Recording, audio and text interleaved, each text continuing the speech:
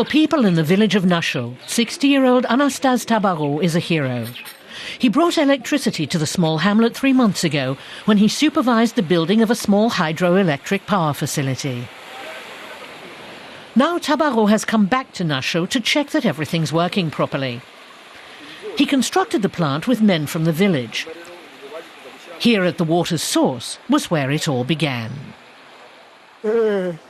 At the start, my wife thought I was crazy. The neighbors all told her, "Divorce that guy. Your husband has lost his mind." But then they saw that I could earn money from hydroelectric power. Our neighbors suddenly came to me and they wanted to buy electricity.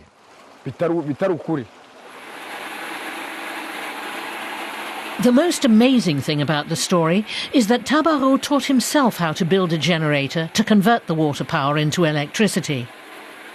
The self-taught engineer spent years learning about the technology so he could give his 9 children electric light in their home village.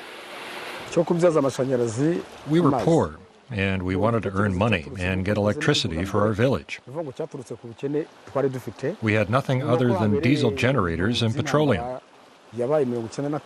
So I thought, why shouldn't we use the power of water? That could make our lives easier.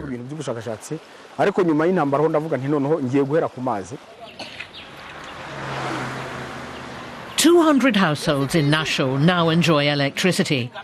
That amounts to a revolution in a remote region beyond the electricity grid, where people live from what they grow in fields or gather from the forest. Small-scale initiatives need support if they're to succeed, and the Rwandan Ministry of the Environment helped Tabarot's project become reality. Yves Tuyishime advised Tabarot on how to create hydropower plants in villages. Rwanda says it plans to increase its support for renewable energy sources. They help to protect environment. You know, when you are using renewable energy like this hydropower plant, we are reducing dependence on fossil fuel, petrol, and that's why we encourage this kind of project. So we are here to see if Anastas, this kind of project he has made for this village, can qualify for carbon market.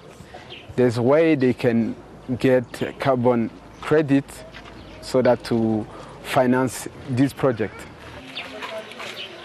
In the past, there were no small businesses in the villages. Now young people like Eric Munjaneza see a future here. At 20, he's opened up a barber shop. I used to use diesel generators, but that was loud and expensive. It also stank. Everything's better using hydropower.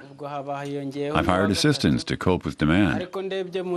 Sometimes customers even have to stand in line to get in. The land of 1,000 hills, as Rwanda is known, has been partially deforested. Tuyishime is also travelling around the country to see what can be done about it and improve people's lives.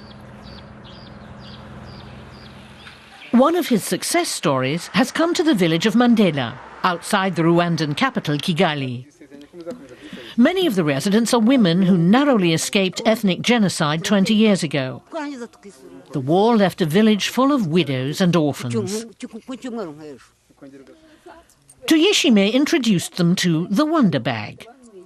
It's an insulated cooking bag that means the women can cook in the morning and put the pots in the bag. It conserves heat, so the food continues to simmer. When Mukamanazura returns home from the field at midday, lunch is ready. It saves both work and resources. It used to be very difficult to find firewood. With the Wonder Bag, we save a lot of energy. Now I can cook for a week with the same amount of wood I used in a single day. That means I can make something warm for the children every day.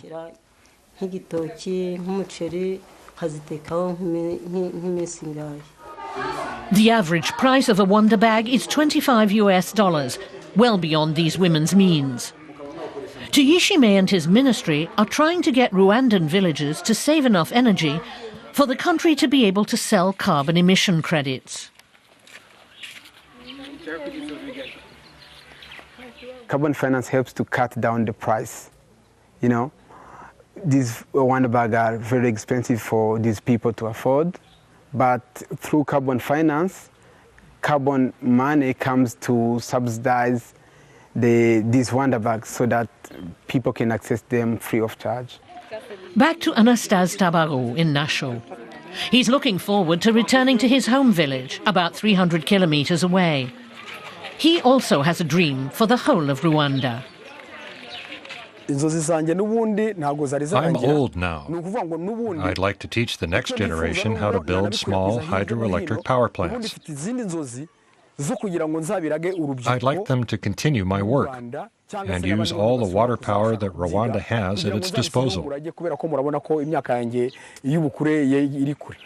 Before Anastase Tabarou sets off back home, he takes one last look and one last picture of the power plant. That way he can show other villagers how easily the facility works.